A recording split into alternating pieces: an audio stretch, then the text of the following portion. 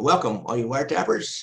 It's good to be back here in the studio of Gangland Wire. I have on the Zoom call Michael Cannell. He wrote a book recently, A Brotherhood Betrayed, the man behind the rise and fall of Murder Incorporated. Now, we all know about Murder Incorporated. We know it has something to do with Albert Anastasia and Lepke Buchalter and Abe Kid Twist Reles, who is the least known of these characters. And we're going to learn a lot more about Abe Reles and Kid Twist, I guess he was known by, as we interview Mr. Cannell. Welcome, Michael. It's great to have you here. Hey, it's great to be here. Thank you, Gary.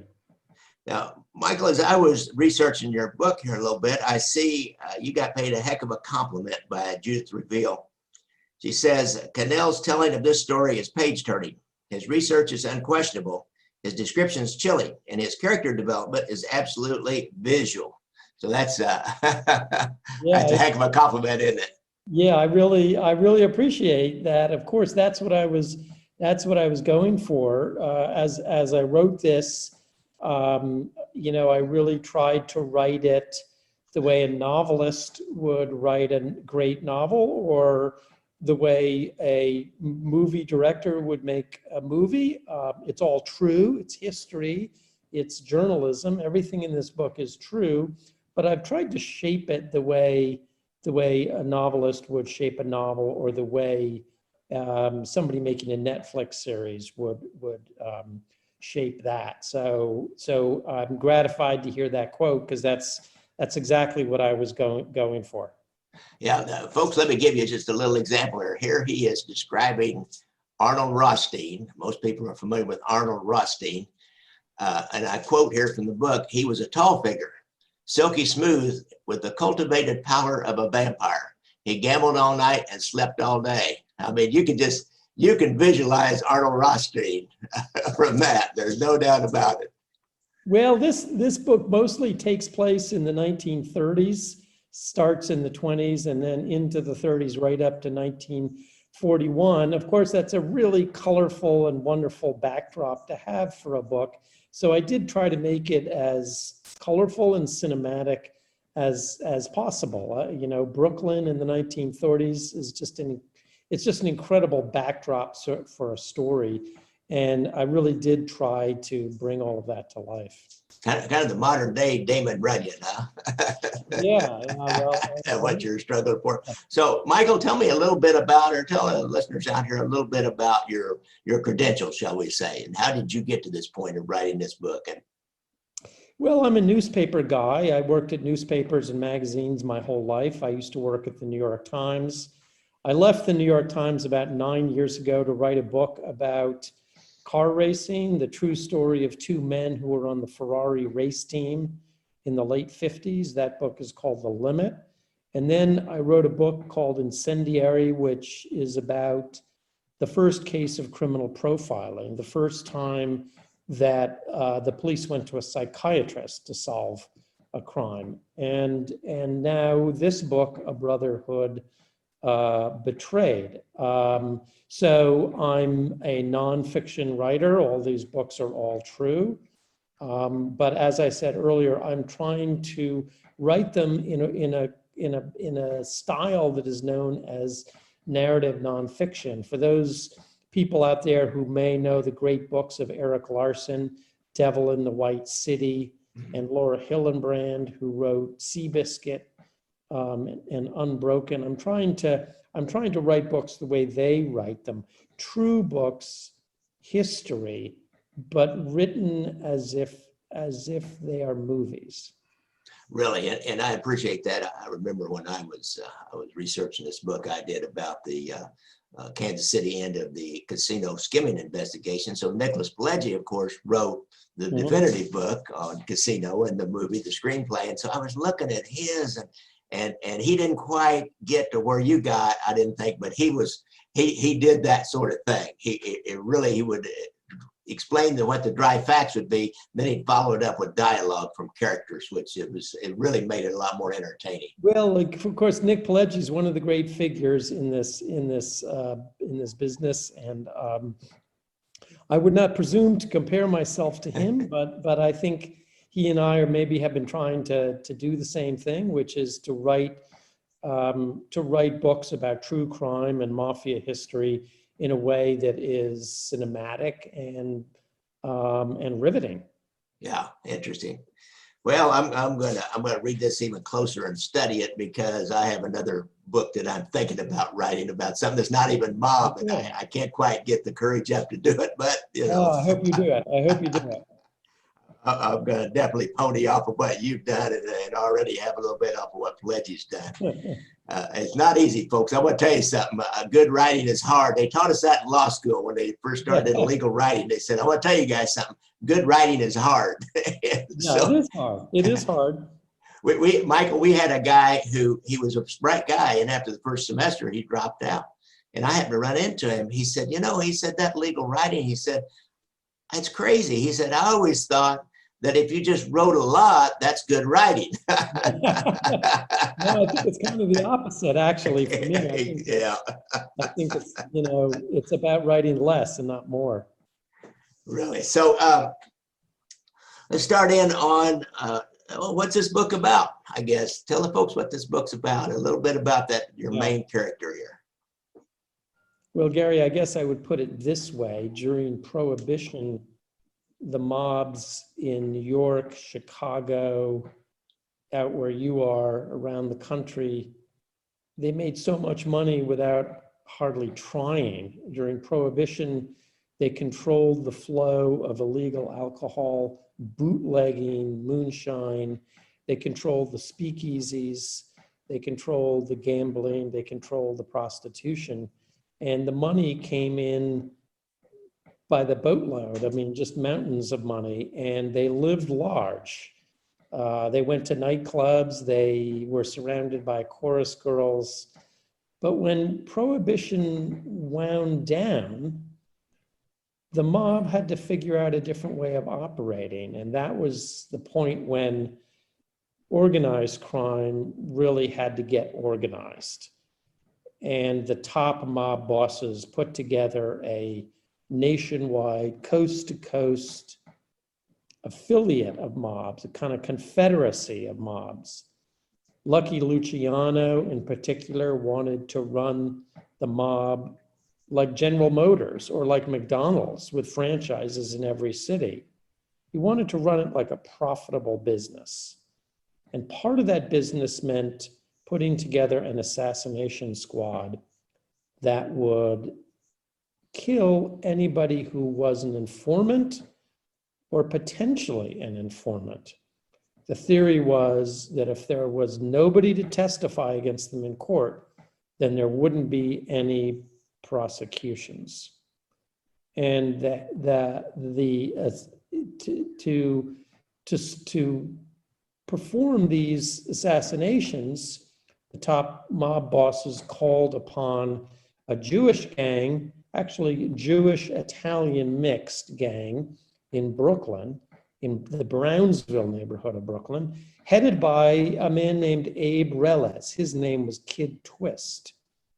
And for a decade, this system worked. Abe Reles dispatched his men all across the country.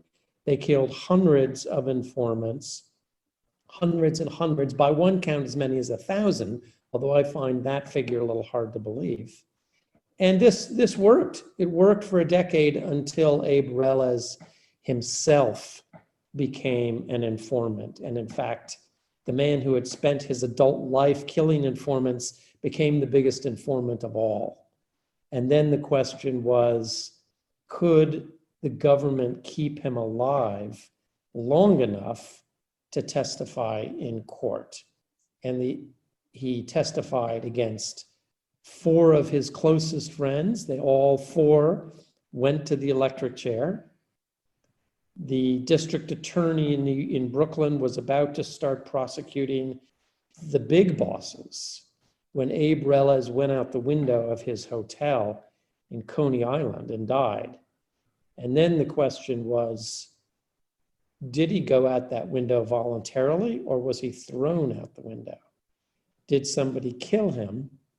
And if somebody did kill him, who was it? Was it the mob? Was it the police? there are reasons to believe that the New York City officials may have either sanctioned Abe Reles' murder or may have participated in it in some way. And we don't know the answer to those questions, and Abe Reles' death remains one of the really enduring mysteries of mob history. Interesting. Now, Michael, how did that work? I noticed Albert Anastasia's name is always connected to Murder Incorporated. Was that like kind of a pass down? I'm trying to think the way a company would work. You mentioned they organize it like General Motors. You have a chain of command, table of organizations. So Albert Anastasia is during this time, I believe he might have been an underboss. He might have been the boss after they killed off the Magano, I think was his old boss's name. But then he would get the order from maybe the commission, then he would give it to Anastasia, then he would turn around and get hold of Reles or this Lepke Buchalter was involved with this in some manner. How did that work? Yeah, I mean, the way it would work is that if the mob in Detroit or Miami had determined that one of their members had to go, then they would contact the commission, as this nationwide organization would be called, and then either Lepke Buchalter or Albert Anastasia would place the phone call to Abe Reles. And so that was the chain of command. Abe Reles, if you were thinking of it in really corporate terms, Abe Reles reported to those two men. Albert Anastasia was the big boss of Brooklyn, and Lepke Buchalter was the liaison to the big bosses in the commission. Abe Reles used as his headquarters a candy store in Brownsville, Brooklyn, that was tucked on a street corner, kind of tucked underneath the elevated subway. It was an all-night candy store, more like what we would think of as being like a coffee shop, really. And he and his guys would sit in a booth in the back where there were payphones, and they would sit back there and smoke cigarettes and play cards, and they would wait for that phone to ring. And when the phone rang, it was the call coming in from Albert Anastasia or Lepke Buchalter with orders to kill somebody in St. Louis or Los Angeles or Miami. Well, see, I thought this was all going to be New York based. I didn't really realize that they went around the country and killed people for other crime families. Interesting. What would be one of their more famous murders? Of course, Dutch Schultz. I believe they were responsible for that and did that one, which was a big one. Was there others that were big ones that maybe people don't know about? Well, there was a gangster in Detroit named Millman, and I don't recall his first name offhand. And he was a gangster that he was a Jewish gangster that went rogue, and everybody in Detroit, I think, knew that he was going to die. It was just a question of when. And sure enough, one night he came out of a nightclub and he got his car, a brand new car, from valet parking. And when the valet parking attendant went to pick up the car exploded. So the attendant was killed instead of Millman.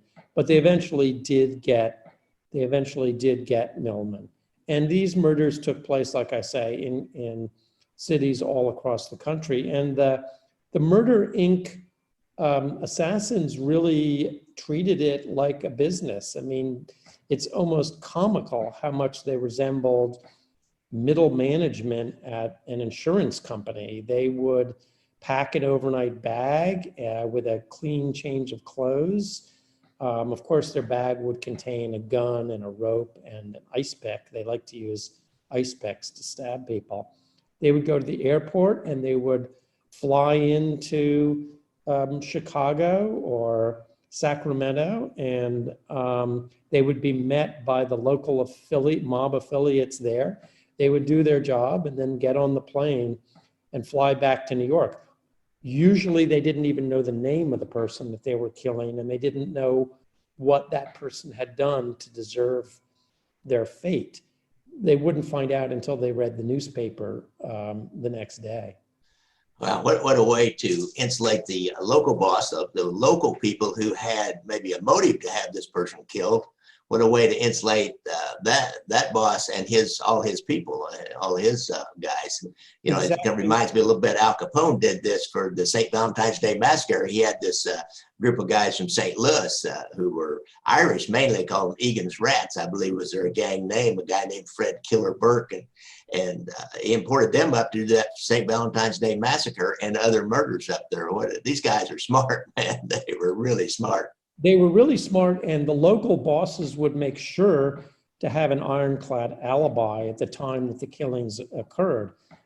In some cases, they would be at their daughter's ballet recital or at a kid's birthday party. They were very careful not to be involved, and it was all done clean in this kind of clean and efficient way. By the time the police were rounding up suspects, the murder inc assassin was on his way back to New York.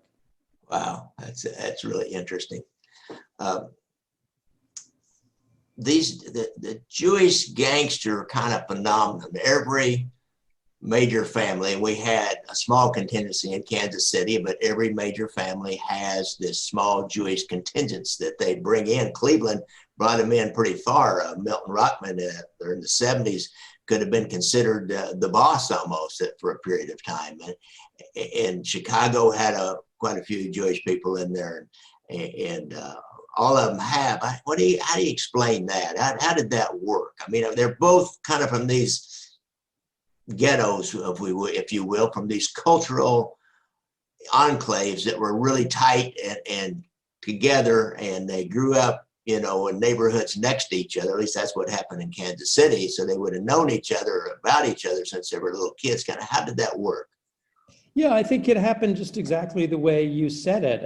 What happened is that older generation of Mafia, the old guys who came from Sicily and Naples, and by the way, for the most part, they did not come because they wanted to be American. They were fleeing prosecution in Italy, and they came to America, and they had very little interest in assimilating into American culture.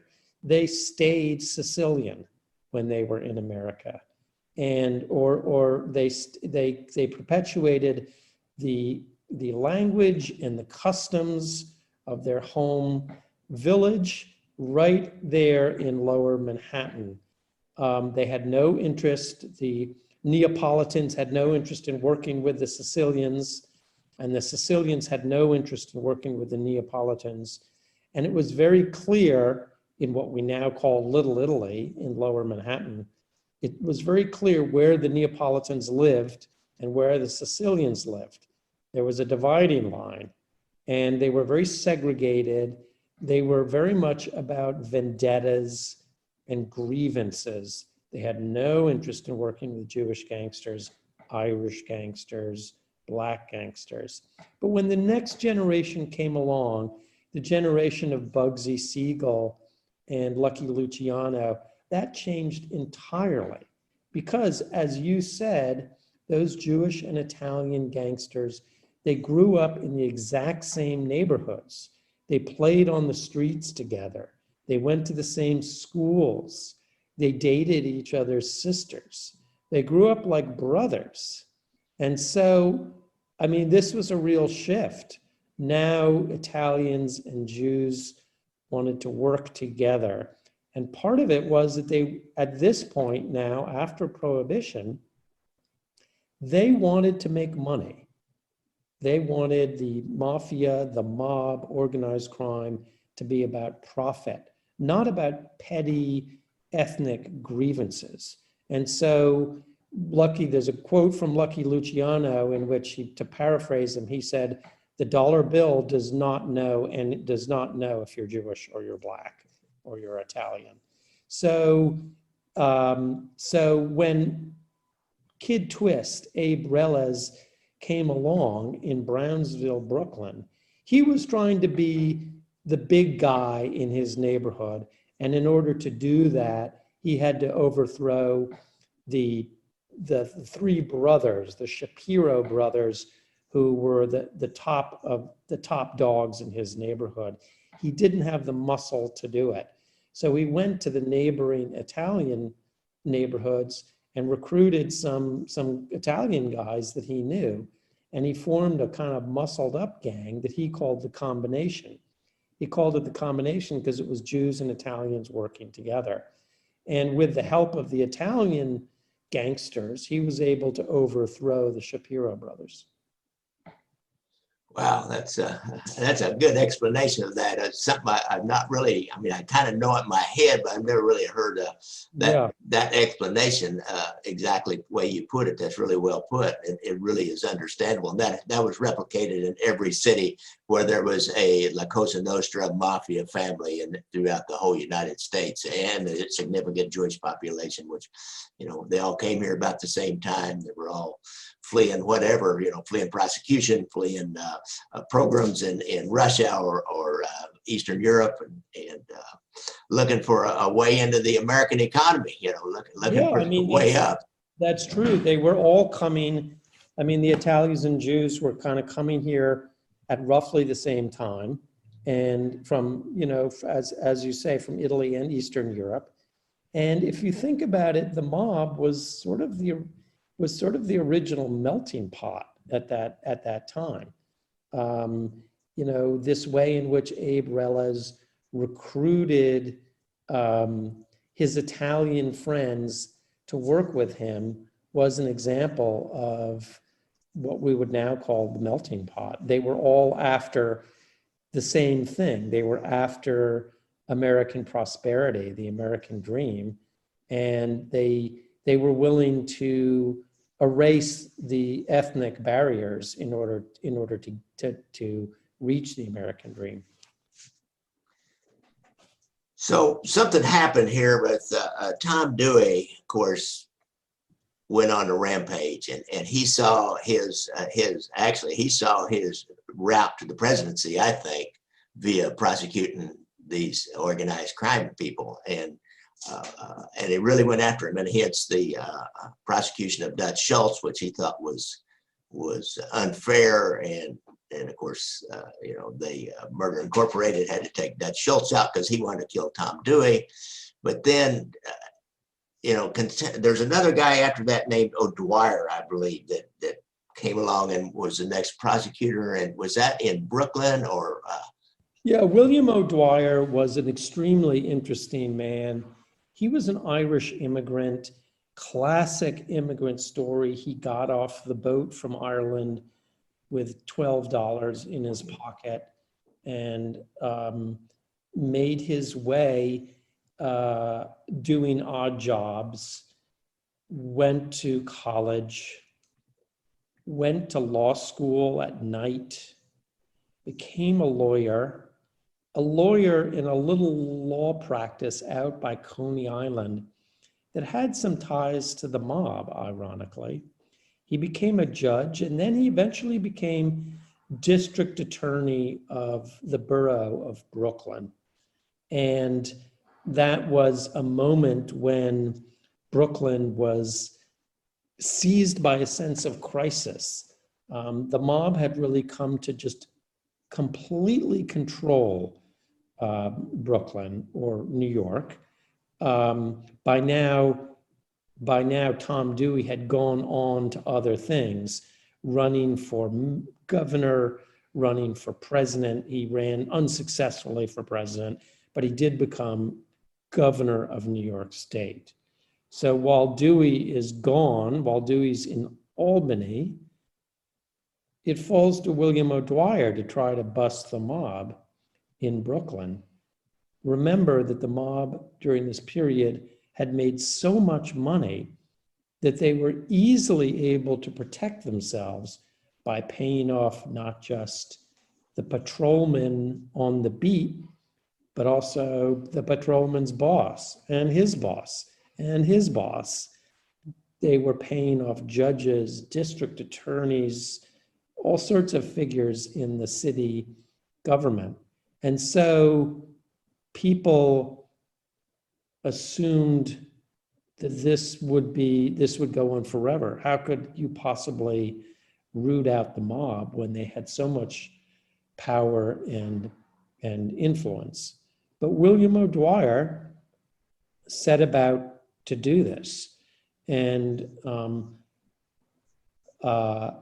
it was really the breaking point when he put Abe Reles, Kid Twist, in jail. And he hauled him in on murder charges, along with some of his associates. And O'Dwyer did something very smart. He put them in separate jails in New York so that they couldn't communicate with each other. And each man became a little paranoid and was afraid that his friends might be ratting him out. Each of them became afraid that the other ones were talking, and nobody was like musical chairs. Nobody wanted to be the one left without a chair when the music stopped. I'm laughing because I've done that. Every policeman that's worth his salt has done that. You separate them, and then you take one in, you talk to him for a little bit, and maybe you let the other one see that you're talking to this guy and chumming up with him. And then you put him back in another cell. You get the other guy out. I've been there. That's a classic. Yeah, I mean, I guess it is classic, right? But it worked. And yeah. It's sort of like playing mind games with them and making them paranoid. At the same time, Abe Reles was convinced that he was dying anyway. He had developed this bloody cough. He was spitting up blood, coughing up blood, and it became his daily habit to fill up a glass in his jail cell he would just fill it up with kind of blood that he spat up every day. And he was convinced that he had cancer. And in fact, he didn't have cancer. In fact, he was perfectly okay, but he didn't know that. And so that also factored into his thinking. He figured that if William O'Dwyer didn't send him to the electric chair, that he would die of cancer anyway. And so his concern was to take care of his family. And so he made a deal with William O'Dwyer, and he agreed to tell O'Dwyer everything in return for some form of immunity and some protection for his family. Of course, this was before the witness protection program existed, but basically he was negotiating for a form of the witness protection program. Yeah. And so that's how he came to become an informant. The man who had devoted his adult life to killing informants became the biggest informant of all. Really, that's how ironic, I guess. I think that's the word.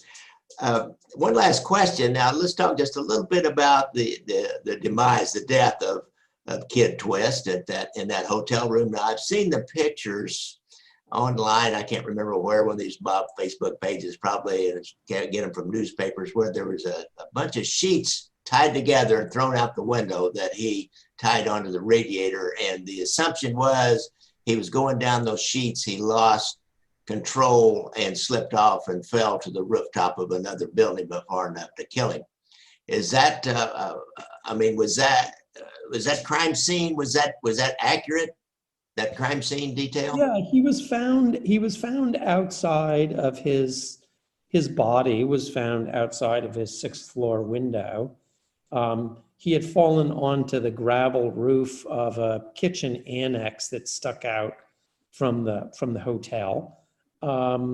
He was found with these bed sheets that you're describing that were tied together. It was believed that he may have tied those bed sheets to the radiator in his bedroom and gone out the window. Now, those 2 bed sheets would not have gotten him anywhere near the ground. That was my question. Where would he have gone from them? There is speculation that he was going to the window underneath his own bedroom. And in fact, there are some scuff marks on his shoes. There are scuff marks on the windowsill of that window. The screen and window of that room was, dislodged, kind of jimmied a little bit. Okay. So it's possible. I mean, one theory is that he was trying to go into that window to play a trick on the guards. So he was in this suite of rooms on the 6th floor with some other informants. They were under heavy guard. The police had built a steel barrier to seal this suite off from the elevator. And Abe Reles was a prankster in a kind of mean-spirited way. And he loved to play kind of mean jokes on the guards.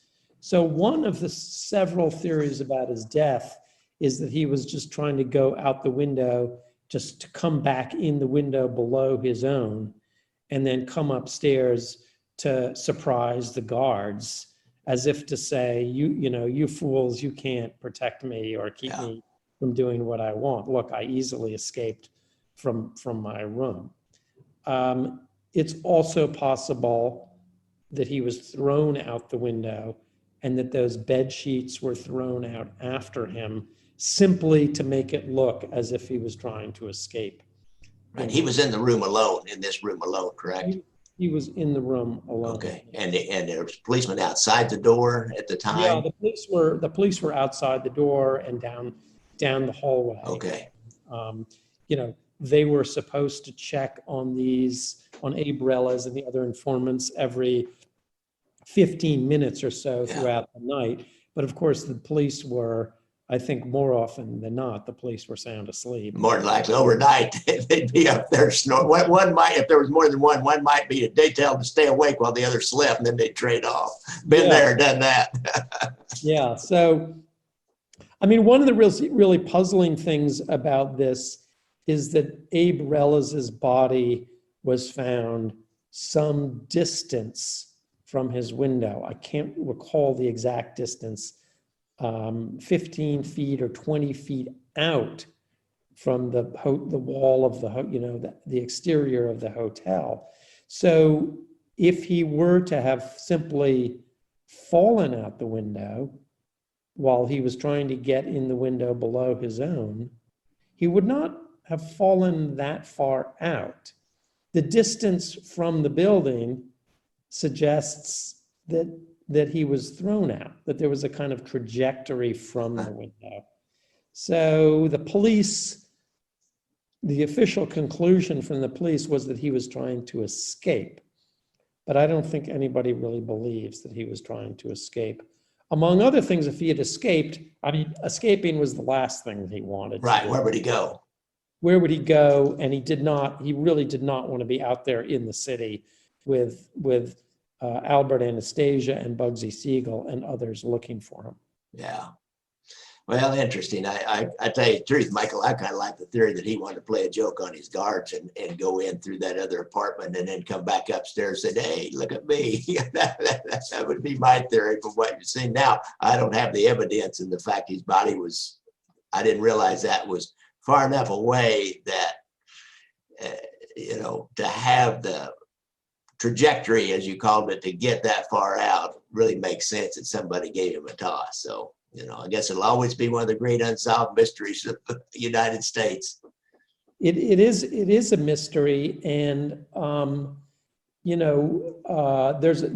there is some suspicion about the forensics in this case. If the police were involved in his death, do we even trust the forensics? Right. Yeah.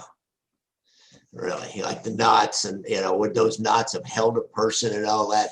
I'm sure somebody got a picture of it. They probably pulled that in and controlled it and stuck in a bag and took it off someplace right away.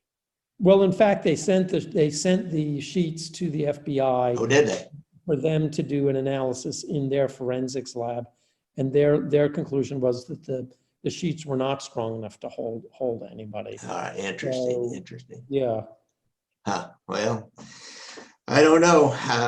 Be one of the great unsolved mysteries. Michael, this has been great. We're kind of up here about 35 minutes. And folks, you need to get out and get this book, A Brotherhood Betrayed, The Man Behind the Rise and Fall of Murder Incorporated by Michael Cannell. It's really the story of Abe Kid Twist Reles. Michael, it's been a pleasure having you here, and we will get this up in a little bit, and I'll let you know when I put it up. Gary, I really enjoyed being here with you, and thank you so much for having me. Okay, all right, thank you.